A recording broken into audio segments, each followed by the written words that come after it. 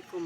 আজকে মনে করেন দেশি মুরগি নিচ্ছি, আলু দিয়া রান্ধুম, আর শুক্কা বাগুন নিচ্ছি, শুক্কা বাগুন দিয়া চাটনি করুম। আপনারা তো দেখবেন আমি শুক্কা বাগুনের চাটনিটা যে কীভাবে করি।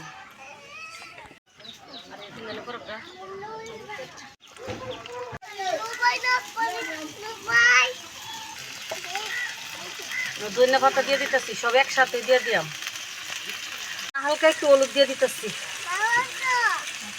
লবণ দিয়ে দিতেছি।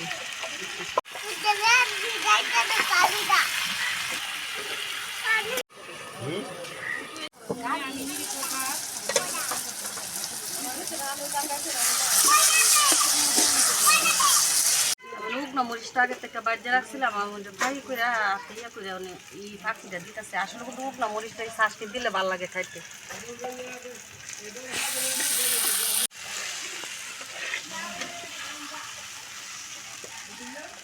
না আর আদা বাটা আমি সব দই দিয়াম।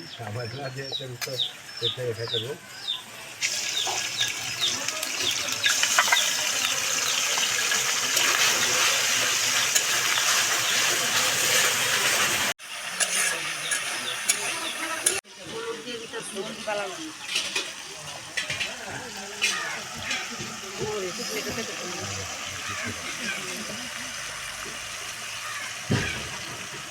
বড় যে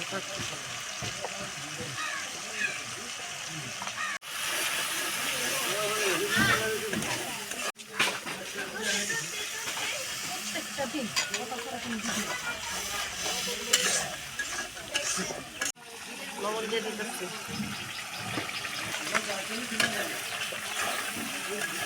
মিষ্টি দিয়ে দিতেছি,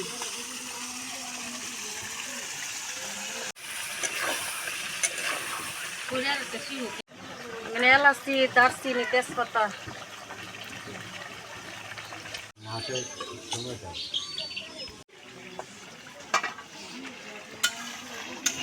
আমার গুষ্টা কষানি শেষ, মানে আলু দিয়ে করে ঝুল দিয়ে দেওয়া। আলু দিয়ে দিতেছি,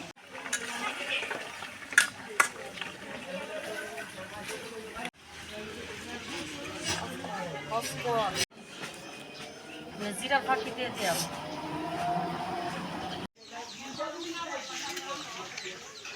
তরকারি দেওয়া গাছটা আসলে আমি যেভাবে দেশি মুরগির তরকারিটা রাঁধছি, আসলে আমি একটু ঝুল ঝুলও রাখছি, বেশি বুনা করছি না, একটু ঝুল ঝুল বুনা বুনোই রাখছি।